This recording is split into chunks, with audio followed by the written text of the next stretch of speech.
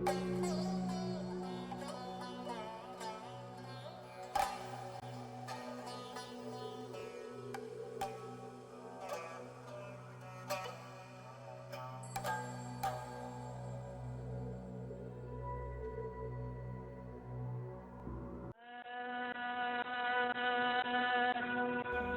Karachi press club ہے۔ یہاں 3 بچے اپنی ماں فوزیہ کی بازیابی اور اپنے والد ساون اور چچا اشرف کے قاتلوں کی گرفتاری کے لیے احتجاج کر رہے ہیں۔ ان کے ساتھ چند رشتہ دار بھی ہیں۔ یہ خاندان انصاف کی تلاش میں دادو سے کراچی آیا ہے۔ شاید یہاں میڈیا کے ذریعے ان کی ماں بازیاب اور والد اور چچا کے قاتل گرفتار ہو سکیں۔ یہ واقعہ دراصل قبائلی تنازع کا شاخسانہ ہے۔ ایک قبیلے کی لڑکی خالدہ نے دوسرے قبیلے کے لڑکے علی رضا سے پسند کی شادی کر لی، جس پر لڑکی والوں کے قبیلے کے جرگے نے یہ فیصلہ کر لیا کہ لڑکے والوں کے قبیلے کی کسی لڑکی کو بدلے میں اغوا کیا جائے، جس کے نتیجے میں پسند کی شادی کرنے والے لڑکے علی رضا کی شادی شدہ بہن جو 3 بچوں کی ماں بھی ہے اغوا کر لیا، اور مزاحمت کرنے پر اس کے شوہر ساون اور دیور اشرف کو قتل کر دیا گیا۔ میرا باپ ہے، اس کو قتل ہو گیا۔ میرا چاچا ہے، اس کو قتل ہو گیا ہے۔ اس کا منی ماں ہے، اٹھا لے گیا ہے۔ وہ ہمارے گھر میں 40-30 بندے گرے، سردار کے جو کامورے ہیں اس نے بھیجے تھے ہماری بہن، وہ ہمارے گھر میں گرے۔ رات کو 8 بجے کا ٹائم تھا، جو ہمارے اس کے بچوں کے باپ کو بھی مارا گیا، اس بچوں کے باپ کو بھی مارا گیا، اس کی ماں کو بھی اٹھا کے لے گیا۔ 3 بندے زخمی ہو گئے ہیں اور ایک اشرف نام ہے وہ بھی مارا گیا ہے۔ دراصل قبائلی جرگہ عدلیہ کے نظام سے متصادم ہے اور ان کے فیصلے عدالتی نظام سے اختلاف رکھتے ہیں۔ ان فیصلوں کا عدالتی نظام سے دور کا بھی واسطہ نہیں۔ سرداروں، وڈیروں، خانوں اور چودھریوں کے اپنے بنائے ہوئے قوانین اور فیصلے ہوتے ہیں۔ یہ ایکچولی پیرالل جوڈیشل سسٹم ہے جو کہ عدلیہ کے متصادم ہے، ہمارے آئین پاکستان کے متصادم ہے، اور یہ صرف علاقوں کو انفلوئنس کرنے کے لیے کہ آپ اس علاقے میں اپنا سیاسی اور اپنا ویسے بھی روب اور انفلوئنس رکھیں، اپنا اتھارٹی رکھیں، اس لیے آپ اس قسم کے فیصلے کرتے ہو کہ تاکہ وہاں علاقے کا آدمی میرے سے ڈرا رہے اور میرا قبیلہ میری مٹھی میں رہے۔ پاکستان میں ریاستی ادارے صحیح طریقے سے کام نہیں کرتے، جس کے باعث ریاست کا قبائلی نظام بھی عمل دخل نہ ہونے کے برابر ہے۔ آج کی قبائلیت جو سندھ اور بلوچستان میں ہم دیکھتے ہیں وہ بہت انٹرسٹ بیسڈ ہے، یعنی اس کا بنیاد جو ہے وہ مفادات پر ہیں۔ کچھ لوگوں نے اس کو زبردستی قائم رکھا ہوا ہے، اس میں ریاست کا بہت دخل ہے کہ ہمارے جو ریاست کے ادارے ہیں وہ صحیح فنکشن نہیں کرتے، اور پھر ان کا پولیٹیکل سیاسی مفاد ہے کہ کچھ لوگوں کو زندہ رکھا جائے، جیسے جاگیرداری کو زندہ رکھا ہے، ایسی انہوں نے قبائلی نظام کو زندہ رکھا ہوا ہے تاکہ اپنی من پسند حکومتیں بنا سکیں، اب پاورز کو کنٹرول کر سکیں، عوام کو کنٹرول کر سکیں۔ یہ ہے آج کا جو ہے قبائلی نظام۔ قبائلی جھگڑوں میں صلح اور تسویہ کے لیے عورت کو قربانی کی بھیٹ چڑھایا جاتا ہے۔ مردوں کے درمیان دشمنی کے خاتمے کے لیے اکثر عورت کو استعمال کیا جاتا ہے۔ ان قبائل میں صلح اور تسویہ کی بنیادیں عورت پر قائم ہیں، کیونکہ عورت کو خون بہا کے طور پر دیا جاتا ہے، یعنی 2 قبائل کے جھگڑے کے نتیجے میں ہلاک ہونے والے مردوں کے خون کے معاوضے کے طور پر عموماً عورتوں کو دشمن قبائل کے حوالے کر دیا جاتا ہے۔ جیسے کہ جرگے کا فیصلہ ہے کہ 4 بچیاں چھوٹی عمر کی 3 سال کی 4 سال کی یہ نکاح میں دی جائیں دشمن ٹرائب کے مردوں کو۔ اب وہ مرد 25 سال کا بھی ہوگا، 50 سال کا بھی ہوگا، اس بچی کے ساتھ وہاں کیا حشر ہونا ہے وہ ہمیں پتہ نہیں ہوتا ہے، وہ دشمن کے پاس جا رہی ہے، تو آپ سمجھ سکتے ہو کہ اس بچی سے دشمنی نکالی جائے گی، کیونکہ اس بچی کو اون ہی نہیں کیا جائے گا وہاں پہ، اور وہ بچی جو کتنی چھوٹی عمر میں شادی کر کے وہاں جاتی ہے، اس کے بعد اس کے ساتھ کیا ہوتا ہے، اس کی اولاد ہوتی ہے اس کے ساتھ وہاں کیا غلاموں کی طرح حشر ہوتا ہے، کچھ پتہ نہیں ہوتا ہے، کیونکہ پیرنٹس پھر اس بچی کے ساتھ رابطے میں نہیں رہتے ہیں کیونکہ وہ دشمن ٹرائب کو دے دی جاتی ہے۔ وہاں میں بھی عورت کو لیا جاتا ہے، اس سارے قبائلی سسٹم میں ہی کیا جاتا ہے۔ بچی پیدا نہیں ہوتی ہے تو پیٹ دے دیا جاتا ہے کہ بھئی ہمارے ہاں جو بیٹی پیدا ہوگی وہ یعنی عوضے کے طور پہ اس کو دے دیا جاتا ہے۔ اس طرح کی کئی رسومات ہیں، جیسے ابھی آپ نے नाम भी सुना होगा कि कबायली सिस्टम में अभी जाफराबाद में 3 औरतों को ज़िंदा दफन कर दिया गया। तो क्योंकि कॉन्सेप्ट ही वही है, तो किसी भी जो बड़े बड़े हमारे यहाँ पार्लियामेंट में भी लोग बैठे हुए थे, वो उनका भी यही कहना था कि क्योंकि भाई हमारी रस्म है और औरतों को क्योंकि इसी तरह से देखा जाता है, औरतें हमारी गैरत हैं, इज़्ज़त हैं, लिहाजा उनको मारना या उनको कत्ल करना उनके लिए कोई मायने नहीं रखता है। कबायली माशरे की बुनियादें फरसूदा समाजी निज़ाम पर कायम हैं, जहां मर्दों का राज होता है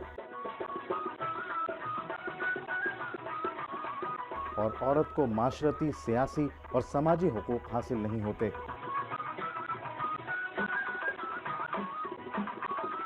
गुस्से में हमने गैरत में आके मार दिया। गैरत वैरत कुछ नहीं होती है, प्लान मर्डर होते हैं जिनको फिर कारोकारी का रंग देके जुर्गे में बिठाया जाता है और फिर जुर्गे में उस मासूम बच्ची की खून का इस तरीके से एवज़ा लेके कारों को माफ़ कर दिया जाता है। बच्चियों को पेनल्टी के तौर पे दिया जाता है। कारोकारी के केसेस होते हैं, दुश्मनों को अपनी बेटियां, अपनी औरतें निकाल के दे देते हैं सिर्फ इसलिए कि ये एक्चुअली मेरे ख्याल में जो जुर्गे होते हैं ये इंटायरली एंटी वुमेन डिसीशंस होते हैं। इसमें औरतों को सिर्फ और सिर्फ कंपनशेट किया जाता है, उन्हें मारा जाता है, उन्हें एवज़े में या बदले में दे दिया जाता है और इसका विक्टिम औरत बनती है। पाकिस्तानी माशरे में औरत को मर्द हमेशा अपनी ज़ाती जायदाद तस्वुर करता है। कभी उन्हें कत्ल कर दिया जाता है और कभी वो गैंग रेप के अजाब सहती हैं। हमारे सामने इन भयानक वाक़यात की मुतअद्दिद मिसालें मौजूद हैं। माई मुख्तारा वाला केस आप ले लें, उसके साथ इतनी ज़्यादती हुई और यानी गैंग रेप, उसके साथ एक इज्तिमाई उसके साथ ज़्यादती की गई। उसके बावजूद हमारे यहाँ के सिस्टम ने उन सारे मुल्ज़मान को बरी कर किया और अभी भी यही है कि वो अपने लिए आवाज़ उठा रही है लेकिन उसकी आवाज़ नहीं सुनी जा रही। दूसरे ये सवात में देखें, सरेआम औरत को कोड़े मारे गए। ये सारे ऐसे लर्ज़ा तेज़ वाक़यात हैं जिसमें हम और आप अच्छी तरह समझ सकते हैं कि हमारे यहाँ औरत की इस कबायली निज़ाम में, आप कबायली निज़ाम को ले लें, जो कबायली निज़ाम से वाबस्ता लोग हमारे शहरों में बैठे हैं, हमारे असेंबलियों में बैठे हैं, उनके भी यही जहन है और औरत के लिए वो कोई बेहतर तौर पे आगे उनकी तरक्की के लिए काम नहीं करते। पाकिस्तान में हमेशा फरसूदा कबायली निज़ाम को हर दौर के फ़ौजी आमिरों ने ऑक्सीजन दी है, क्योंकि इन आमिरों के पास इक़्तिदार में आने के लिए अवामी मैंडेट नहीं होता और वो इन चौधरियों, सरदारों, वडेरों और खानों के ज़रिए अवाम को कंट्रोल करने की कोशिश करते हैं और उनके ज़रिए नाम नहाद सियासी पार्टियां भी तश्कील दी जाती हैं। फ़ौजी हुकूमतों में सरदारी निज़ाम ज़्यादा मजबूत होता है क्योंकि उसकी पॉलिटिकल पार्टी यही होते हैं, सरदार और जागीरदार वडेरे। तो फिर वो उन फ़ौजी आमरियतों में ये बड़े लाडले होते हैं, अपने मर्ज़ी के अफसर रखवाते हैं, अपने मर्ज़ी के उनका जो अदलिया का सिस्टम होता है, रेवेन्यू का सिस्टम उनके अपने कंट्रोल में होता है, तो ये मजबूत होते हैं। वहाँ के लोग, वहाँ के मोतबर, वो जो पोलिंग के पे कंट्रोल करने वाले लोग हैं वो कबीले के लोग होते हैं। वो कबाइल पूरा कब्ज़ा कर लेते हैं, फिर उन कबाइल का कैंडिडेट चाहे कोई हो, कोई जाहिल आदमी हो, कोई बिल्कुल पागल हो, कोई इंतहाई बेरहम किस्म का आदमी हो, उसको जितवाना है उन्होंने और ताकत के बल पर। तो अवाम की जो मर्ज़ी है, जो विल है, यहाँ तक कि वहाँ के जो पढ़े लिखे लोग हैं, जो बाशऊर हो गए हैं, वो भी वहाँ सियासत आज़ादी से नहीं कर सकते। ये इसका बिल्कुल मनफी हिस्सा है। पाकिस्तान के 70% अवाम जागीरदाराना निज़ाम के साए में अपनी ज़िंदगी गुजारने पर मजबूर हैं। यहाँ सियासत पर भी जागीरदारों, सरदारों, वडेरों और खानों का गहरा असर व रसूख होता है। वो हमेशा इंतखाबात में हिस्सा लेते हैं और कानून साज असम्बलियों के अराकीन बन जाते हैं।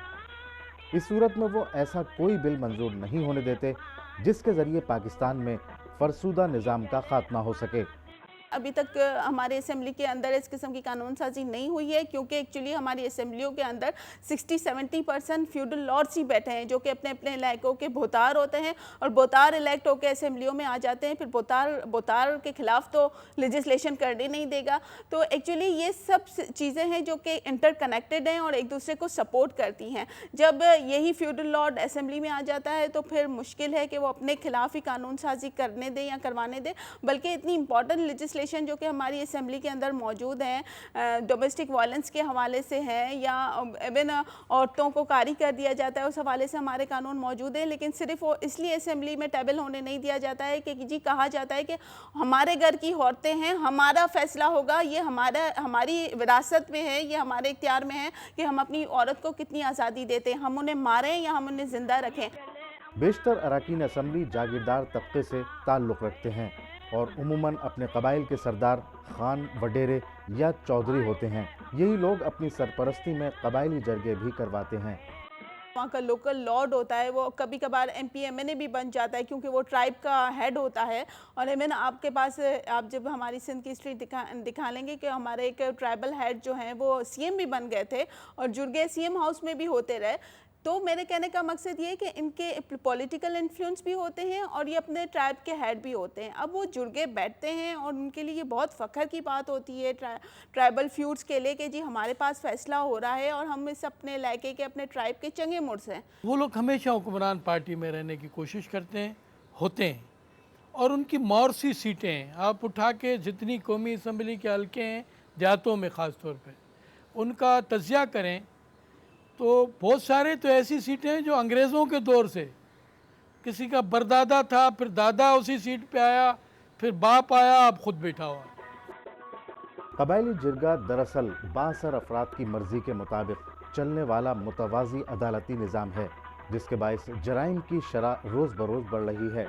اس وقت ریاستی اداروں کو مضبوط بنانے کے لیے قانون سازی کی اشد ضرورت ہے، لیکن ایسا اسی وقت ممکن ہے جب اسلحے کے زور پر ہونے والی سیاست کا خاتمہ ہو، منصفانہ اور آزادانہ انتخابات کے ذریعے عوام کی رائے دہی یقینی بنائی جائے۔ یہی وہ طریقہ ہے جس سے حقیقی عوامی ریاست کا قیام ممکن ہو سکتا ہے۔